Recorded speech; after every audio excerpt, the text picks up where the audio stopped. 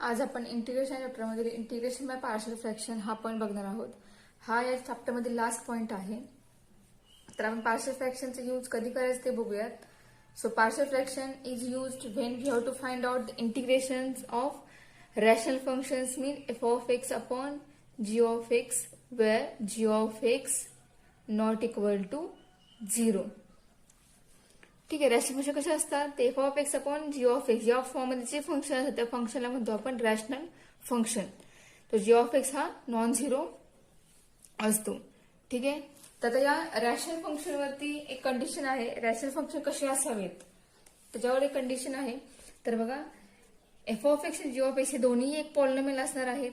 तर polynomial condition काय आहे तर degree of f of x is less than degree of g of x. ठीक आहे. एफ ऑफ एक्स या पॉलिनॉमियलची डिग्री जी आहे ती डिग्री जी ऑफ एक्सच्या पॉलिनॉमियल पेक्षा लहान असली पाहिजे. जर ती लहान असेल तर त्या एक्झाम्पलवर किंवा त्या फंक्शनवर आपण डायरेक्ट पार्शियल फ्रॅक्शन यूज करू शकतो किंवा अप्लाय करू शकतो. ठीक आहे.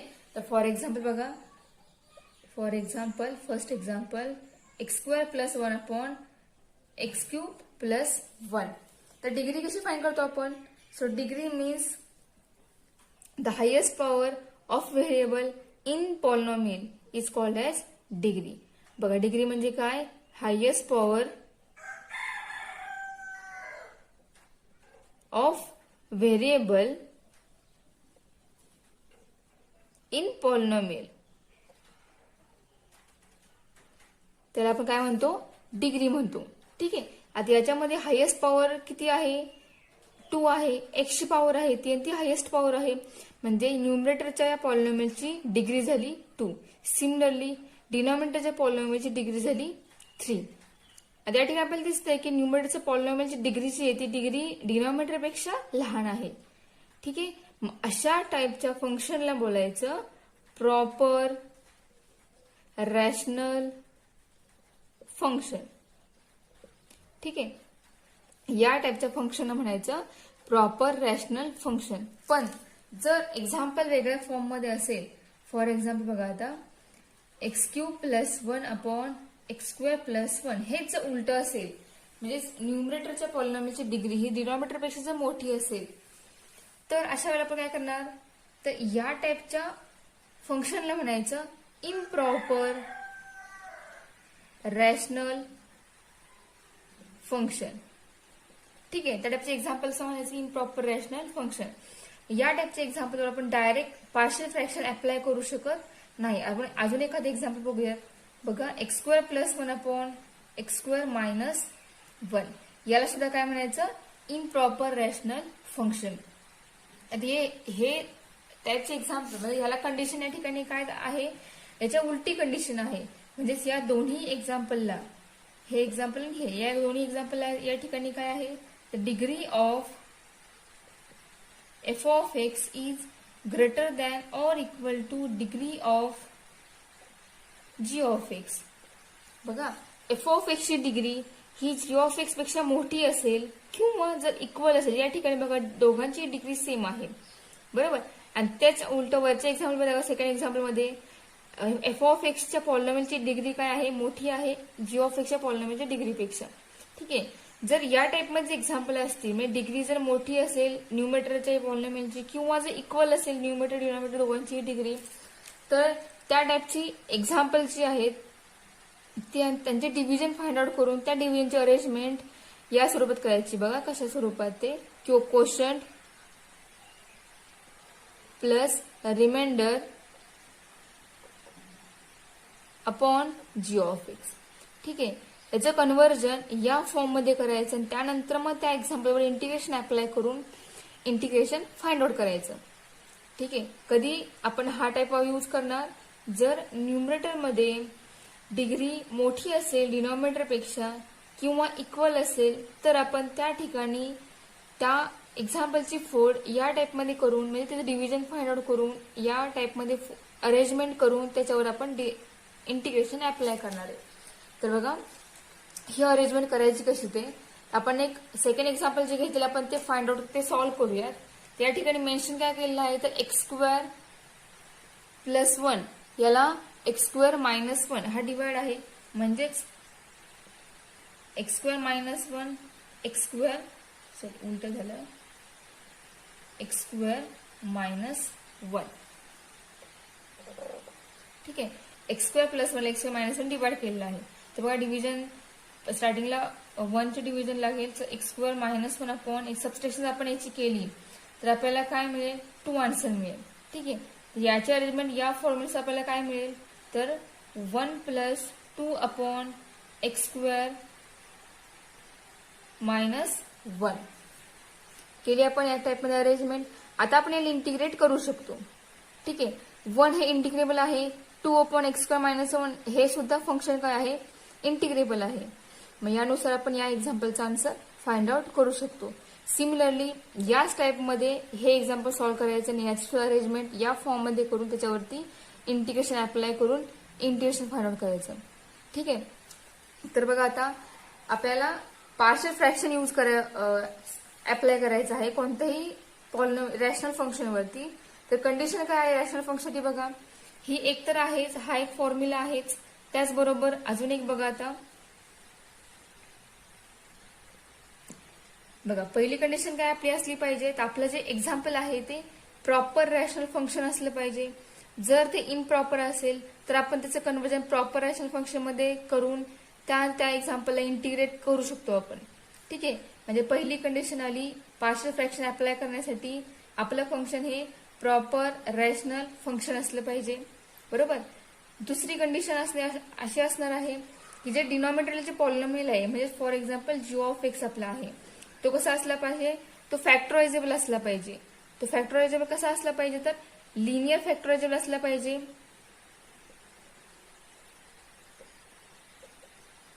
लिनियर किंवा क्वाड्रॅटिक. ठीक आहे, जी ऑफ एचे फॅक्टर लिनियर फॅक्टरायझेबल नाही पडले पाहिजेत किंवा क्वाड्रॅटिक फॅक्टरायझेबल त्याचे फॅक्टर पडले पाहिजेत. ठीक आहे, मग यानुसार आपला हा जी ऑफ असला पाहिजे आणि आपलं एक्झाम्पल हे प्रॉपर रॅशनल फंक्शन असलं पाहिजे. जर ते नसेल तर आपण त्यामध्ये कन्वर्ट करून त्याच्यावर आपण पार्शियल फ्रॅक्शन अप्लाय करू शकतो. ठीक आहे, आता पार्शियल फ्रॅक्शन नुसार कोणत्याही पॉलिनॉमियल रॅशनल फंक्शनचे फॅक्टर कसे पाडायचे, रॅशनल फंक्शनवर पार्शियल फ्रॅक्शन अप्लाय कसं करायचं, त्याचे काही ठराविक टाईप आहेत, आपण टाईप पुढच्या नेक्स्ट ह्याच्यानंतर बघूयात आपण तेच. तर बघा या ठिकाणी काही रॅशनल फॉर्म आहेत, त्या रॅशनल फॉर्मवरती पार्शियल फॉर्म कसा अप्लाय करतात त्या ठिकाणी मेन्शन केलेलं आहे.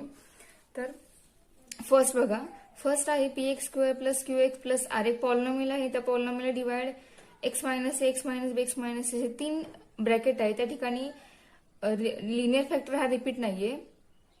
अशा रॅशनल फॉर्मवरती पार्शियल फॉर्म अप्लाय कसा करायचा, तर जे डिनॉमिनेटरला 3 ब्रॅकेट आहे ते प्रत्येक ब्रॅकेट हा ए बी सी या तिघांना डिवाइड करायचा, म्हणजेच a upon x minus a plus b upon x minus b plus c upon x minus c. ठीक आहे, तुम्हाला हे एक्झाम्पल ज्यावेळेला आपण एक्झाम्पलमध्ये हे यूज करू त्यावेळी तुम्हाला चांगलं समजेल. त्याच्यानंतर आपण ए बी सी याच्या व्हॅल्यूज फाइंड करून त्या इथं पुटअप केल्यानंतर याच्याबद्दल ही व्हॅल्यू पुट करून आपण डायरेक्ट इंटिग्रेशन फाइंड करणार आहोत. तर ते आपण एक्झाम्पलमध्ये बघूयात. सेकंड बघा, जर आपलं एक्झाम्पल या फॉर्ममध्ये असेल polynomial upon x minus a bracket square into x minus b. ठीक आहे, म्हणजे एक ब्रॅकेट रिपीट आहे आणि त्यामध्ये तिसरं ब्रॅकेट हे डिफरंट आहे.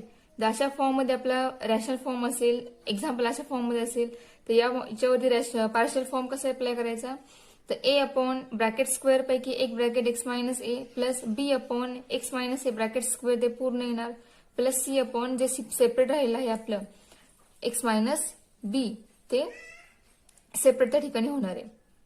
ठीक आहे, आता लास्ट बघा, जर आपलं example p x square plus q x plus r upon x minus a into x square plus b x plus c या फॉर्ममध्ये एक्झाम्पल असेल तर त्याच्यावरती पार्शियल फॉर्म कसा अप्लाय करायचा, तर ए अपॉन जे पहिलं ब्रॅकेट आहे denominator x minus a plus b x plus c upon x square plus b x plus c. ठीक आहे, हा थोडासा फॉर्म वेगळा आहे, बघू आपण एक्झाम्पलमध्ये कसं अप्लाय करायचं ते. ठीक आहे, आता आपण जी एक्झाम्पल या ठिकाणी बघणार ती सगळी एक्झाम्पल ही या 3 टाईपमध्ये असणार आहे. त्यामुळं या 3 टाईपची एक्झाम्पल असल्यानंतर 3 टाईपचा पार्शियल फॉर्म रॅशनल फॉर्मचा पार्शियल फॉर्म कसा करायचा हे लक्षात ठेवा. मग तुम्ही कोणत्याही एक्झाम्पलवरती पार्शियल फॉर्म हा अप्लाय करू शकता. ठीक आहे, बेसिक हे 3 आहेत. या 3 नुसारच आपण सगळे एक्झाम्पल सॉल्व्ह करणार आहोत. तर बघा, आपण या चॅप्टर लास्ट जो 3.4 एक्झरसाइज आहे तो आपण सुरू करूयात. त्यामधील क्वेश्चन फर्स्ट आहे integrate the following with respect to x. आणि त्यामध्ये सेकंड एक्झाम्पल आहे x square upon x square plus 1 x square minus 2 x square plus 3. आता या टाईप मधली जे एक्झाम्पल आहे ते एक्झाम्पल पण डिफरंट आहे. तुम्हाला एक्झाम्पल बघून त्याचा टाईप कोणता हा टाईप ओळखता आला पाहिजे, तो तुम्ही ओळखू शकता. कारण प्रत्येक टाईप मध्ये जो आहे किंवा इंटिग्रेशन बाय पार्ट असेल, सबस्टिट्यूशन मेथड असेल, किंवा आपण जे ठराविक एक्झाम्पल्स बघितले, आणि हा लास्ट टाईप जो आहे पार्शियल फ्रॅक्शनचा टाईप, ह्या प्रत्येक टाईप मधील एक्झाम्पलचा थोडासा वेगवेगळा डिफरंट त्यामध्ये फरक आहे. तो तुम्हाला फरक ओळखता आला पाहिजे. म्हणजे आपल्याला प्रॅक्टिस जर असेल एक्झाम्पलची तर तुम्ही लगेच तो फरक ओळखू शकता. तर तुम्हाला फरक समजला तुम्ही लगेच एक्झाम्पल सॉल्व्ह करू शकता. तर बघा, पार्शियल फ्रॅक्शनचे एक्झाम्पल जे आहेत या टाईप मध्ये असतील किंवा पॉलिनॉमियल मध्ये असतील, पण ती एक्झाम्पल यानुसार आपण सॉल्व्ह करू शकतो, पार्शियल फ्रॅक्शन नुसार सॉल्व्ह करू शकतो. आता यामध्ये बघा, एक्स स्क्वेअर हा न्यूमरेटर आहे, denominator x square plus 1 x square minus 2 x square plus 3 असं डिनॉमिनेटर आहे. ठीक आहे, म्हणजे आपला जो फर्स्ट फॉर्म्युला बघितला आपण polynomial upon x minus b upon into x minus c, त्यानुसार हे एक्झाम्पल आहे. पण या एक्झाम्पल मध्ये फर्स्ट टर्म आहे व्हेरिएबल जे आहे ते प्रत्येक ठिकाणी स्क्वेअर मध्ये आहे. तर आपल्या पार्शियल फ्रॅक्शन अप्लाय करताना त्यामधील जे व्हेरिएबल आहे ते व्हेरिएबल स्क्वेअर मध्ये डिग्री ही 1च पाहिजे. ठीक आहे, त्यानंतरच आपण त्याच्यावरती पार्शियल फ्रॅक्शन अप्लाय करू शकतो. ठीक आहे, आता या टाईपचे एक्झाम्पल आपण करणार काय, तर आपल्याला या ठिकाणी एक्स स्क्वेअर हा एक्स स्क्वेअर नुसार आपल्याला फक्त जी पॉवर ही आहे ती 1 करायची आहे. तर बघा, स्टार्टिंगला पाहिजे होती इंटिग्रेशन अप्लाय करूया. So let I equal to integration of x square upon x square plus 1 x square minus 2 x square plus 3 with respect to x. ठीक आहे, आता आपण करणार काय आहे, आपण या ठिकाणी सबस्टिट्यूशन मेथड अप्लाय करणार नाही. आपण यामध्ये करणार काय, तर एक्स स्क्वेअर याच्याबद्दल आपण एम मानणार आहे.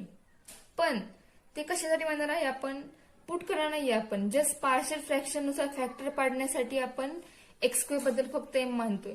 त्या एकदा पार्शियल फ्रॅक्शनने आपले फॅक्टर पडले की आपण परत एक्स स्क्वेअर हा एम हा एक्स स्क्वेअर पुट करून एक्झाम्पल यामध्ये सबस्टिट्यूट करून मग इंटिग्रेशन फाइंड करणार आहोत आपण. ठीक आहे, म्हणजे लक्षात ठेवा, आपण या ठिकाणी सबस्टिट्यूशन मेथड अप्लाय करत नाही. त्यामुळं एक्स स्क्वेअर बद्दल आपण जो एम मानतोय तो एम तात्पुरता मानतोय आपण फॅक्टर पाडण्यासाठी फक्त. ठीक आहे, so consider x square, consider म्हणूयात आपण, consider x square equal to m. ठीक आहे, आपण नोट लिहूया एक, note that it is not a substitution.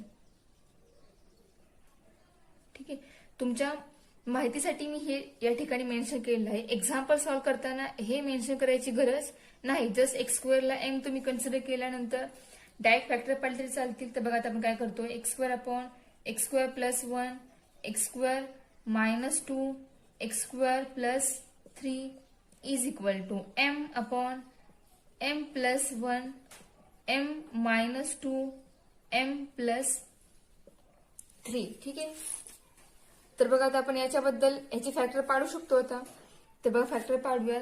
So express m upon m plus 1 m minus 2 m plus 3 is equal to a upon m plus 1 plus b upon m minus 2 plus c upon m plus 3. ठीक आहे, factor पाडलेत का? आता आपण या ठिकाणी काय करूयात, दोन्ही साईडचा डिनॉमिनेटर हा जो आहे बेस हा सेम करूया, तो कॅन्सल करूयात. तो सेम कसा करायचा, तर बघा, क्रॉस मल्टिप्लिकेशन करतो आपण बेस सेम करताना. तर या ठिकाणी ए ला डिवाइड एम प्लस 1 हे ब्रॅकेट आहे, म्हणजेच या ए ला एम मायनस 2 आणि एम प्लस 3 हे दोन्ही ब्रॅकेट मल्टिप्लाय होणार, जे नाहीये ते मल्टिप्लाय होणार. ठीक आहे, म्हणजेच a into m minus 2 m plus 3 plus b into b ला डिवाइड एम मायनस 2 आहे, जे ब्रॅकेट बी ला डिवाइड नाहीये ते ब्रॅकेट बी ला मल्टिप्लाय होणार, म्हणजेच m plus 1 m plus 3 plus c ला multiply m plus 1 and m minus 2 m equal to, ठीक आहे. डिनॉमिनेटर कुठे गेला, त्याचा डिनॉमिनेटर हा आहे, याचा डिनॉमिनेटर सुद्धा काय झाला, हाच झाला m+1 m-2 इंटू m+3, आणि दोन्ही डिनॉमिनेटर एकमेकांना कॅन्सल झाले. त्यामुळे आपल्याला या ठिकाणी स्टेप काय मिळाली, तर m equal to a into हे दोन bracket plus b into bracket plus c into this bracket, ठीक आहे. यानुसार आपण प्रत्येक एक्झाम्पल सॉल्व्ह करणार आहोत.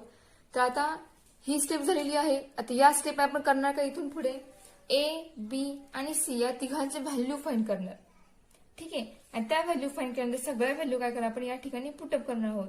आता या तिघांचे व्हॅल्यूज कशा फाइंड करायच्या, तर या तिघांना जे ब्रॅकेट मल्टिप्लाय आहेत त्या एका एका ब्रॅकेट बद्दल आपण काय करणार आहोत, 0 मानणार आहोत, ठीक आहे. 0 म्हणजेच m इक्वल टू ती व्हॅल्यू येणार, ठीक आहे. तर आपण स्टार्टिंगला a कॅन्सल करूयात. a बरोबर अजून एखादं ब्रॅकेट एखादं सेकंड नंबरचं व्हेरिएबल ते कॅन्सल होईल आणि एक आपल्याला व्हेरिएबलची व्हॅल्यू मिळेल, एका टर्मची व्हॅल्यू मिळेल, ठीक आहे. तर बघा, put m-2 equal to 0 that is m equal to +2 comma we get, काय करतो आपण, आपल्याला a कॅन्सल करायचं आहे तेव्हा आपण m-2 बद्दल 0 मानणार, म्हणजे आपल्याला m इक्वल टू किती मिळणार व्हॅल्यू, +2 मिळणार. ही जी व्हॅल्यू आहे ही आपण व्हॅल्यू प्रत्येक ठिकाणी पुट करणार आहोत, ठीक आहे. पण m-2 ब्रॅकेट कोणाकोण मल्टिप्लाय आहे, a ला मल्टिप्लाय आहे m-2 ब्रॅकेट आणि c ला मल्टिप्लाय आहे, त्यामुळे a इंटू हे डायरेक्ट 0 होणार. सिमिलरली c इंटू जे ब्रॅकेट आहे ते डायरेक्ट काय होणार, 0 होणार. म्हणजे आपल्याला मिळेल m व्हॅल्यू 2 आहे, 2 is equal to a into 0 plus b into 2 plus 1 2 plus 3 plus c into 0. बघा, a आणि c ह्या दोन्ही टर्म 0 झाल्यात, म्हणजे आपल्याला या ठिकाणी b याची व्हॅल्यू मिळेल. तर बघा काय व्हॅल्यू मिळेल ती, 2 is equal to 2 plus 1 3 2 plus 3 5 3 into 5 15, so 2 equal to 15b, so b is equal to 2/15, ठीक आहे. ही जी व्हॅल्यू मिळाली ही व्हॅल्यू झाली b ची व्हॅल्यू. सिमिलरली याच पद्धतीने आपण a आणि c ची व्हॅल्यू फाइंड करणार आहोत. तर बघा आपण a आणि c फाइंड करूयात.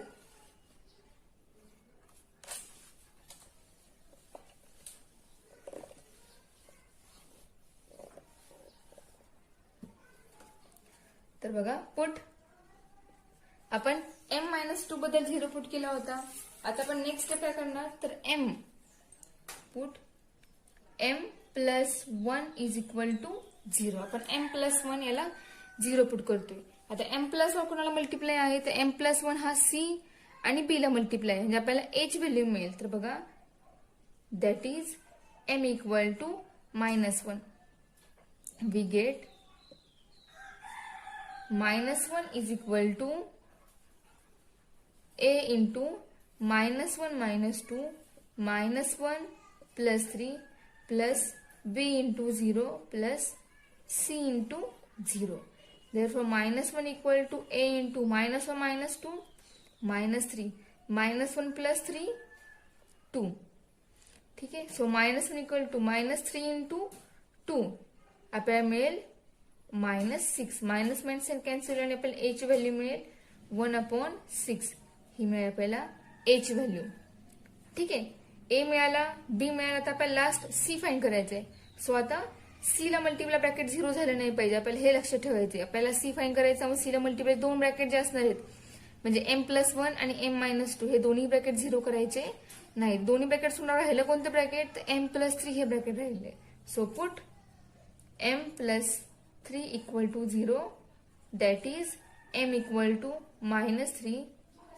We get -3 equal to a into 0 plus b into 0 plus c into -3 plus 1 -3 minus 2 -3 equal to -3 plus 1 काय होणार या ठिकाणी, -2 शिल्लक राहील, -3 minus 2 -5 -2 into -3 आपल्याला काय मिळेल,